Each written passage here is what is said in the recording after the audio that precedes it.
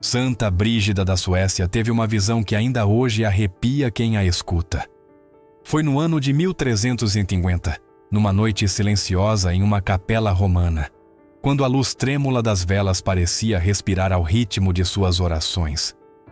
A mística, já idosa, ajoelhava-se diante do crucifixo, com as mãos entrelaçadas e o rosto banhado por um resplendor dourado. Havia passado anos recebendo mensagens celestiais, revelações que tinham feito papas e cardeais tremerem. Mas aquela noite não receberia uma visão de consolo, mas sim um aviso que falaria diretamente ao coração dos homens e mulheres de todos os tempos. Brígida viu lares sem teto. Não eram casas destruídas nem ruínas físicas, mas lares aparentemente felizes, construídos sobre a areia da autossuficiência humana. Em sua visão, os anjos se afastavam de suas portas e, em seu lugar, entravam sombras silenciosas. Viu casais que se amavam, que compartilhavam risadas, trabalho e pão, mas sem a bênção de Deus. Viu como o ar daquelas casas se enchia de um frio espiritual invisível, um ar pesado, sem luz, como se o próprio céu tivesse se retirado alguns passos para trás. Escutou uma voz que dizia: "Não há teto, não há proteção." Então compreendeu que aquele teto não era de pedra nem madeira, mas de graça. Cristo lhe falou com suavidade, mas com uma autoridade que atravessava a alma. O amor que não me convida é amor sem raiz. A casa que não me recebe é construída sobre areia. O pacto que ignora minha bênção é desejo disfarçado de eternidade. Brígida sentiu uma dor profunda, não por ela, mas por todos aqueles que viviam nessa ilusão.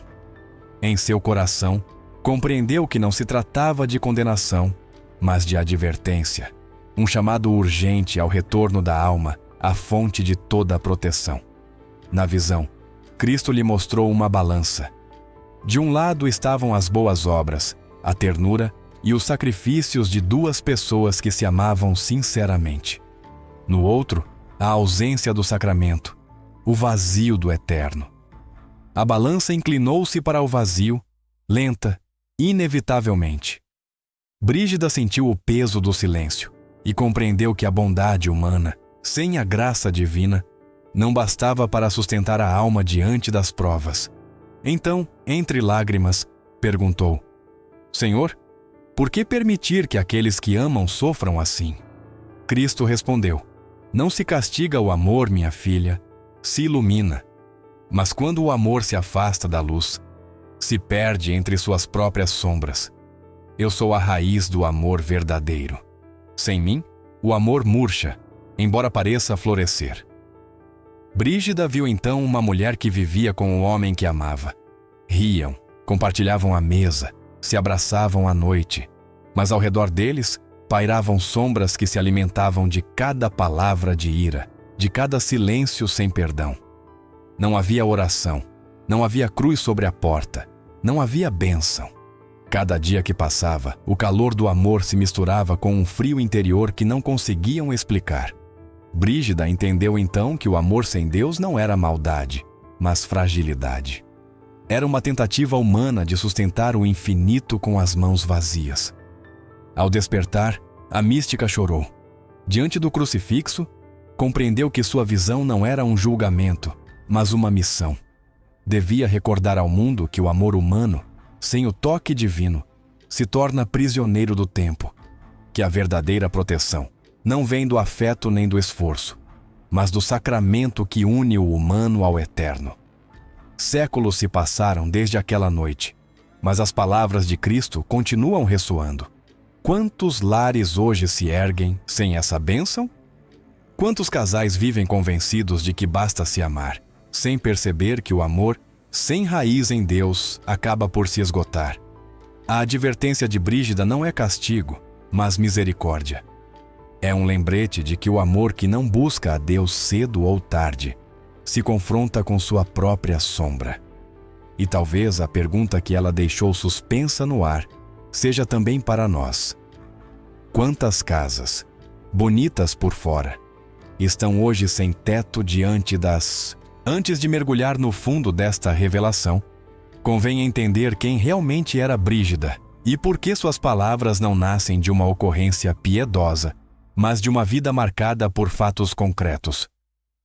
Não era uma camponesa que afirmava ver anjos em meio à febre, nem alguém que buscasse atenção com histórias difíceis de comprovar.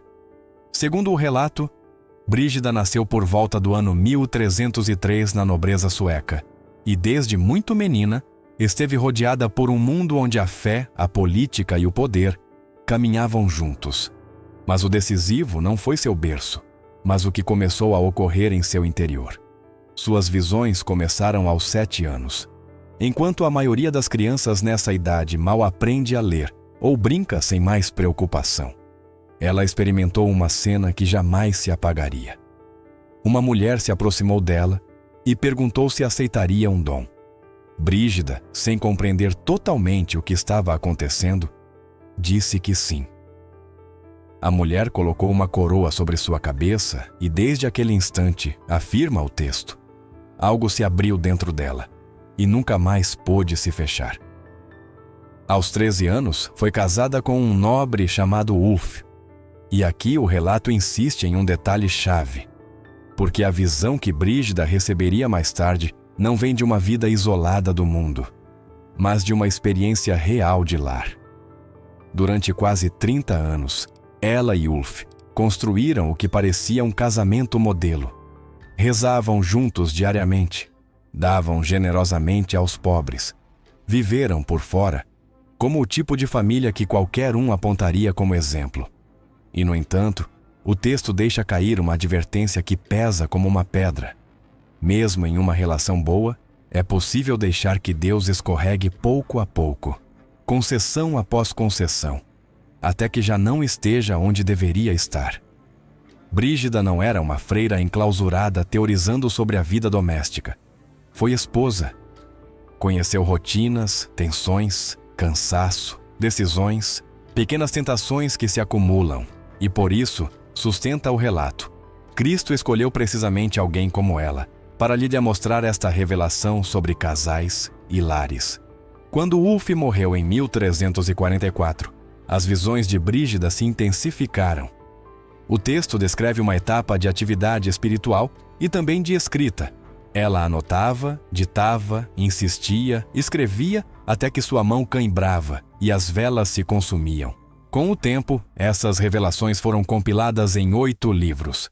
Não são apresentadas como folclore, nem como uma lenda repetida sem base, mas como algo documentado e examinado. Afirma-se que 3 papas aprovaram seus escritos e que o Papa Gregório XI os citou em seus próprios textos. Mas aqui aparece um matiz inquietante. Nem todas as suas revelações receberam o mesmo lugar. Algumas circularam amplamente. Outras, diz o relato, foram afastadas em silêncio. Não porque fossem falsas, mas porque eram demasiado incômodas, demasiado diretas, demasiado próximas da vida real das pessoas. E entre essas verdades que a Igreja raramente enfatizou, encontra-se precisamente a que Brígida receberia sobre casais que vivem juntos sem a bênção de Deus. O relato sugere razões. Talvez porque tocava uma ferida demasiado comum, talvez porque era mais fácil falar de pecados visíveis do que de uma ausência espiritual que se instala no cotidiano. E então se explica o contexto imediato. Esta visão chegou em um período de intensa intercessão. Brígida estava rezando pelas almas de casais jovens. Alguns viviam juntos por medo da pobreza, outros por impaciência, incapazes de esperar a bênção da igreja. Outros por rebeldia, convencidos de que um anel ou um papel bastavam, de que o compromisso humano era suficiente por si só. Brígida rezava por eles, e em meio a essa oração, Cristo lhe mostrou uma cena concreta, simples e por isso mesmo aterrorizante. Uma casa ordinária, similar a milhares de outras. Dentro viviam um homem e uma mulher. Por fora, pareciam felizes, e Brígida, com esses olhos que tinham sido abertos quando tinha 7 anos, olhou além do que qualquer um vê. Aí fica suspensa a pergunta que impulsiona a história para se à frente. Se essa casa parecia normal, se esse casal parecia até bom, o que Brígida percebeu que fez o sangue dela gelar? O que havia ao redor desse lar que ninguém notava? E o que significa, na prática, viver juntos sem essa bênção que ela estava suplicando para tantos? A visão começou com uma calma enganosa. Santa Brígida viu diante dela uma casa simples, banhada por uma luz pálida. Era uma moradia como tantas, com suas paredes firmes, um teto sólido e um casal dentro compartilhando o pão e as risadas. Nada parecia fora do lugar. Mas enquanto observava, a atmosfera mudou lentamente. A luz foi se tornando cinza, como se o dia se extinguisse sem motivo. As sombras se alongaram, e então ouviu uma voz, profunda e grave, que dizia: "Olha bem, porque vês o que outros não veem." Nesse instante, o teto começou a desaparecer diante de seus olhos. Não era uma destruição violenta, mas um sumiço silencioso. A casa continuava de pé, mas algo essencial havia desaparecido. Sua proteção espiritual. A mística compreendeu então o símbolo. Não se tratava de um castigo, mas de uma consequência natural da ausência de Deus. Um lar sem bênção é, em essência, um lar sem teto diante das tempestades invisíveis. Através do teto aberto, Brígida viu figuras escuras se moverem com rapidez. Não eram monstros de forma grotesca, mas presenças frias, desprovidas de rosto. Entravam e saíam sem impedimento, deixando em seu rastro um ar de inquietação. Dentro, o casal continuava sua vida cotidiana, inconsciente do que acontecia sobre eles. Amavam-se, discutiam, se reconciliavam, trabalhavam, sonhavam. Não eram maus, nem viviam com a intenção de ofender a Deus. Simplesmente não haviam pedido sua bênção, acreditando que o amor bastava. No entanto, a cada palavra impaciente, a cada gesto de egoísmo, as sombras pareciam se alimentar. Em contrapartida, quando riam ou se abraçavam, a luz retornava por um momento, mas não encontrava onde se ancorar. Era uma luta constante entre a ternura e o vazio. Brígida sentiu uma dor profunda. Não era ira nem julgamento, mas compaixão. Compreendeu que essas almas não eram conscientes do perigo espiritual que corriam. E ouviu novamente a voz de Cristo, suave, mas firme. Eu dei aos homens o dom do amor, para que refletisse o meu. Mas quando o amor se afasta de mim, se converte em um espelho que não reflete nada. Torna-se apenas desejo, apenas costume, apenas necessidade. Brígida caiu de joelhos dentro de sua visão, com as mãos sobre o peito, enquanto uma lágrima ardente escorria por seu rosto. "Senhor, não os protegerás mesmo que não te conheçam?" perguntou. E ele respondeu: "Minha proteção está sempre disposta, mas eles devem abrir a porta. Eu não forço a entrada. O amor abençoado me convida. O amor sem mim, embora sincero, me exclui." A cena mudou. Brígida viu como uma tempestade invisível se formava sobre a casa. Não era uma tempestade de água ou vento, mas de pensamentos obscuros, de palavras ferinas, de silêncios prolongados. Cada vez que o casal se afastava na alma, um raio invisível cruzava o céu espiritual desse lar. Os demônios não precisavam destruir, apenas esperavam. Esperavam a ocasião, o descuido, a ferida não perdoada. E cada vez que o rancor se instalava, entrava um pouco mais. Então Brígida viu o contraste. Outras casas, humildes mas abençoadas, cobertas por uma luz branca. Nelas também havia problemas, pobreza, lágrimas, mas o teto espiritual se mantinha intacto. As sombras batiam do lado de fora, sem poder entrar, e compreendeu que o sacramento não eliminava a dor humana, mas a transformava. A diferença não era a ausência de dificuldades, mas a presença de uma graça que fazia com que até as provas se tornassem caminho. Cristo voltou a falar. A bênção não é um adorno, é uma armadura. É o pacto que une a terra com o céu. Sem ela, O amor humano se esgota em seu próprio esforço. Com ela, se renova a cada dia em minha presença. Brígida compreendeu então por que havia visto aquelas casas sem teto. Não eram condenações, mas chamados. Chamados a restaurar o altar invisível no coração do lar. O verdadeiro perigo não era a pobreza nem a infidelidade, mas a indiferença espiritual, esse hábito de viver sem pensar no eterno.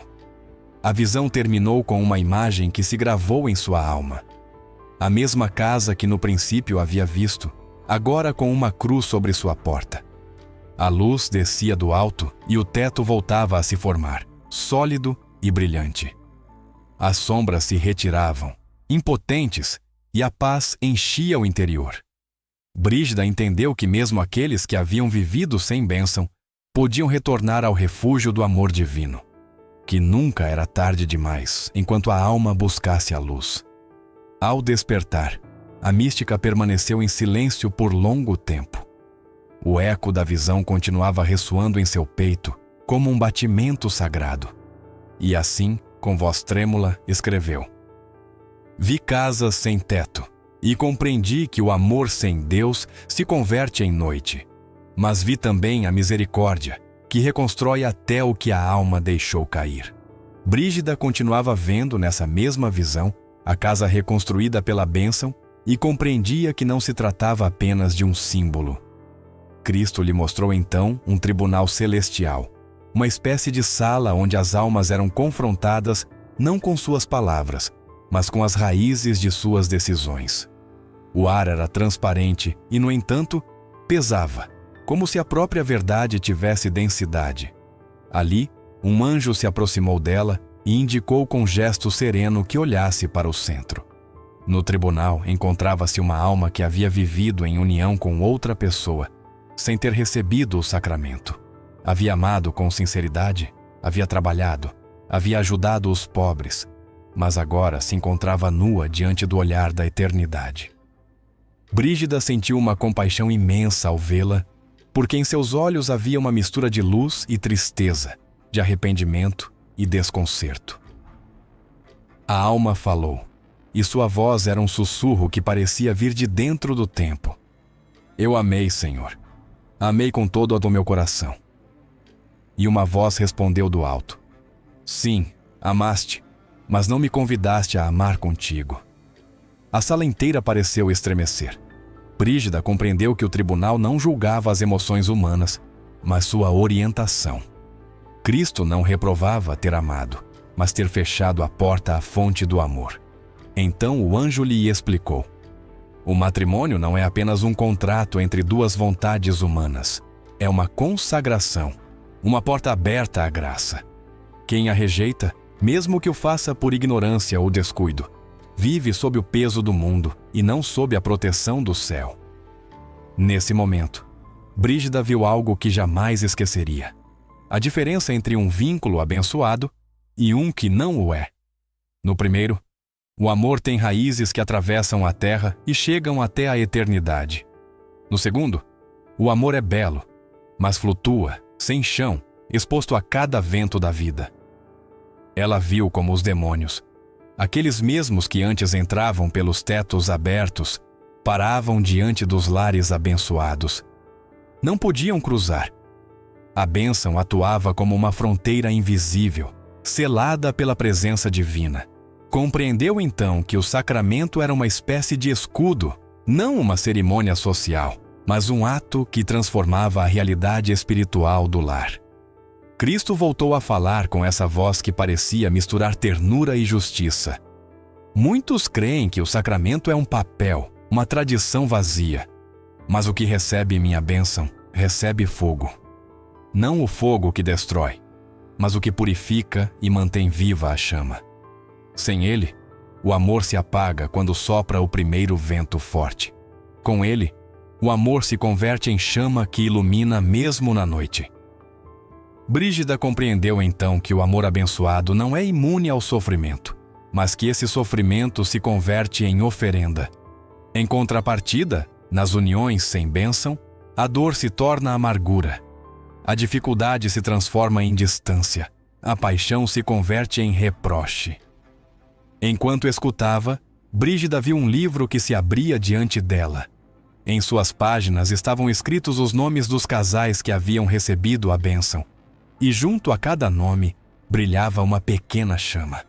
Algumas ardiam intensamente, outras apenas cintilavam, mas todas estavam acesas.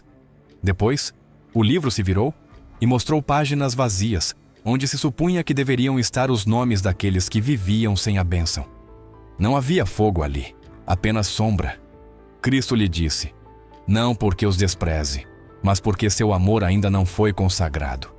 Podem vir a mim, podem receber minha luz, mas devem querer fazê-lo.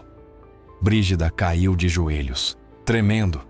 Compreendeu que o amor humano é uma semente que necessita de terra divina para crescer, e que sem essa terra murcha, embora no princípio pareça florescer. Ouviu uma última frase: diga-lhes que voltem a mim, que não esperem o final, que me convidem agora, que me deixem abençoar o que amam. Nesse momento, a visão começou a desaparecer. O tribunal desapareceu, o anjo se retirou e só ficou Cristo diante dela, olhando-a com uma ternura infinita. Quando despertou, a capela estava em silêncio. Lá fora, o amanhecer começava a se infiltrar pelos vitrais. Brígida pegou seu caderno e escreveu com mãos trêmulas: o amor sem bênção é casa sem teto, alma sem escudo. Mas se Cristo é invocado, até a casa caída se reconstrói. Sua misericórdia é mais forte que a ruína, sua graça maior que o erro. Ficou ali por um longo tempo, orando por todos os casais que viviam sem essa proteção. E sua prece se converteu em um suspiro que ainda parece percorrer os séculos. Então, levantou os olhos para o crucifixo e perguntou em voz baixa: e o que acontece com os que ainda vivem assim, Senhor? O que será deles quando chegar a noite? Brígida não recebeu a resposta imediata que esperava. Durante dias, o silêncio foi sua única companhia. Repetia suas orações, acendia velas, meditava nas palavras ouvidas, mas o céu parecia calar. Até que uma noite, enquanto rezava sozinha em sua cela, voltou a sentir aquela presença inconfundível. Não foi uma aparição deslumbrante, mas uma paz densa, profunda, que preencheu o ar. Então, Cristo falou outra vez, e sua voz, embora suave, carregava o peso da eternidade. Vou te mostrar o que acontece depois, quando o tempo passa e os lares vivem sem recordar a bênção. Diante de seus olhos apareceu um longo corredor cheio de portas. Em cada uma havia um nome, uma história, uma família. Algumas portas brilhavam com uma luz tênue, outras estavam cobertas por uma sombra espessa. Brígida compreendeu que essas portas representavam gerações inteiras. Viu que quando um casal vivia sem o sacramento, não só afetava seu próprio presente, mas também os que viriam depois. Os filhos nasciam sem culpa, mas cresciam em uma atmosfera espiritual fraca, como se o ar estivesse faltando. O amor dos pais era real, mas sem raiz divina se tornava instável, dependente do humor, do dinheiro, das circunstâncias. A cada ruptura, a cada abandono, uma fenda se abria mais nessa herança invisível. Cristo lhe mostrou então como o mal não precisava destruir abertamente, apenas devia esperar. Bastava que a alma esquecesse a Deus, que a fé fosse considerada desnecessária. Assim, geração após geração, o vínculo sagrado se enfraquecia até se tornar quase inexistente. Veja o que acontece, lhe disse. Quando assota, o lar se converte em refúgio dos afetos, mas não do espírito. Brígida viu crianças crescerem sem aprender a orar, casais que viviam como estranhos, idosos que morriam sem se reconciliar. Não eram maus, simplesmente haviam se acostumado a viver sem luz. Depois, Cristo lhe mostrou outro tipo de herança, a daqueles que haviam consagrado sua união. Embora também enfrentassem dor e pobreza, seus filhos cresciam envoltos em uma luz que não se apagava.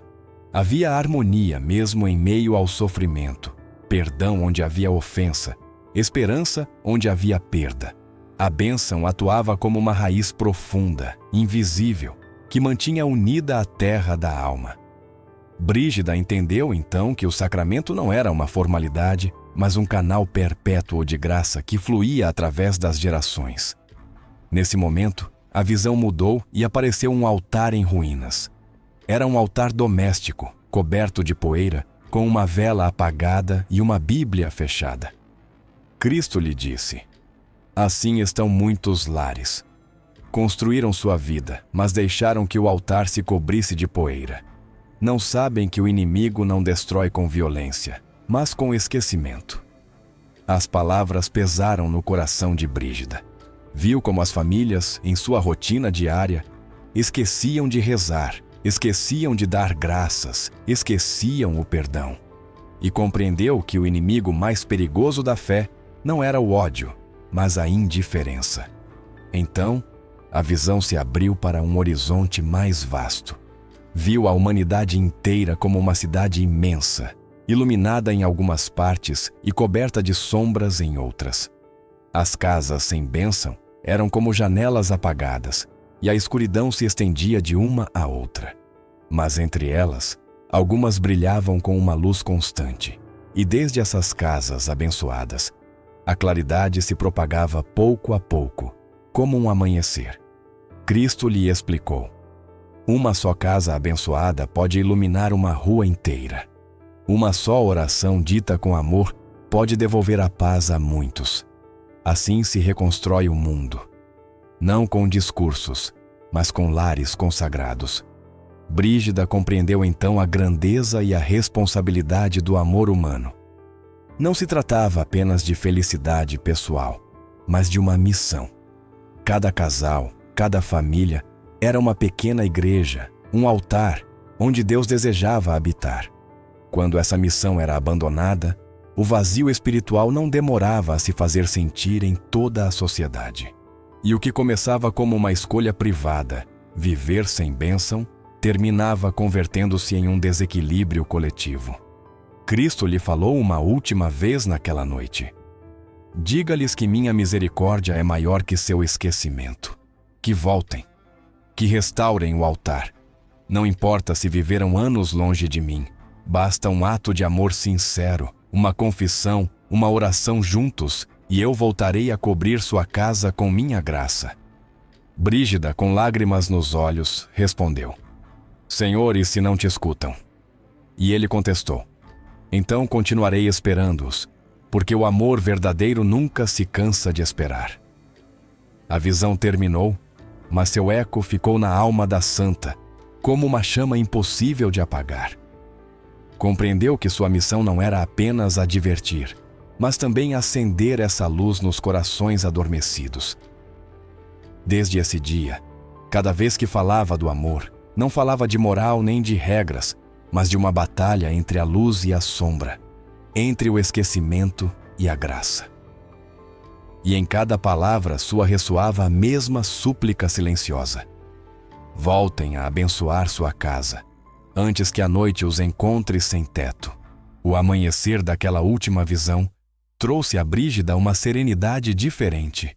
Não era o repouso de quem terminou seu caminho, mas a calma de quem compreendeu que a mensagem já não lhe pertencia.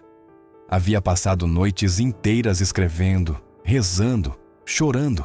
Agora, diante do crucifixo, compreendeu que sua tarefa não era convencer, mas deixar semeada uma semente. O resto, disse para si, o tempo e a misericórdia de Deus fariam. Naquela manhã, a santa saiu de sua cela e parou diante do silêncio de Roma. Os primeiros raios de sol caíam sobre as pedras úmidas e, por um instante, sentiu que a cidade inteira respirava com ela. O ar cheirava a incenso e a terra, e a voz de Cristo ainda ressoava em seu interior, como um eco distante. O amor abençoado não teme a noite, porque sua luz não vem do mundo.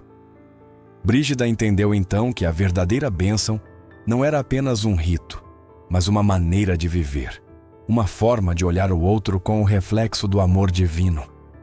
Os anos seguintes de sua vida foram um prolongado ato de intercessão. Viajou, escreveu cartas, falou com reis, com esposos, com viúvas. A todos lhes dizia a mesma verdade com diferentes palavras, que nenhum amor humano pode se sustentar sem o fogo que o purifica. Em seus escritos, insistia em algo que hoje soa antigo, mas que em seu tempo já era revolucionário: que o matrimônio não é prisão, mas aliança; que a fidelidade não é corrente, mas raiz; que a bênção de Deus não limita, mas protege. Cada palavra sua carregava o tom de quem viu o invisível e regressou para contá-lo. Com o passar do tempo, seu corpo começou a enfraquecer. A febre a visitava com frequência, mas seu espírito seguia lúcido. Uma noite, segundo narram seus seguidores, pediu que lhe aproximassem uma cruz de madeira simples e a segurou entre as mãos enquanto dizia: "Nada do que amamos está perdido se o amamos em Deus." Depois guardou silêncio por longo tempo. Dizem que enquanto orava, uma luz suave iluminou seu rosto. Não uma luz externa, mas algo que parecia sair de seu interior.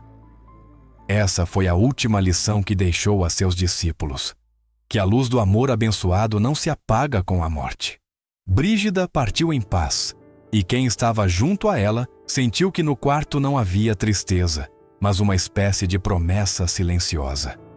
Com sua partida, a casa que havia sido seu refúgio se converteu em símbolo. Os peregrinos começaram a visitá-la, não para venerar relíquias, mas para sentir o que ela havia ensinado: que um lar onde se ora, ainda que em voz baixa, se torna santuário. Os séculos passaram, mas a mensagem permaneceu. A visão das casas sem teto, as sombras que entravam, as balanças que pesavam as obras humanas frente à ausência de bênção, tudo isso ficou como uma advertência que continua viva. E, no entanto, em meio a essa advertência, a esperança brilha com mais força. Porque Brígida nunca falou do castigo como final, mas da possibilidade constante do regresso. A misericórdia de Deus, escreveu, é um limiar sempre aberto, mesmo para quem fechou todas as portas. Hoje, quando tantas famílias vivem sem rezar, quando o amor se confunde com desejo e o compromisso parece antiquado, suas palavras voltam a soar como um sino distante, recordando que a alma humana continua necessitando de um refúgio. Não um refúgio de pedra, mas um espiritual. Um lugar onde o amor não dependa do estado de espírito, nem das circunstâncias, nem do tempo, porque está enraizado no eterno. Talvez por isso, a história de Brígida continue tocando corações séculos depois. Não é apenas o relato de uma santa medieval, mas o espelho, onde cada geração se vê refletida. A pergunta que deixou suspensa no ar continua aberta.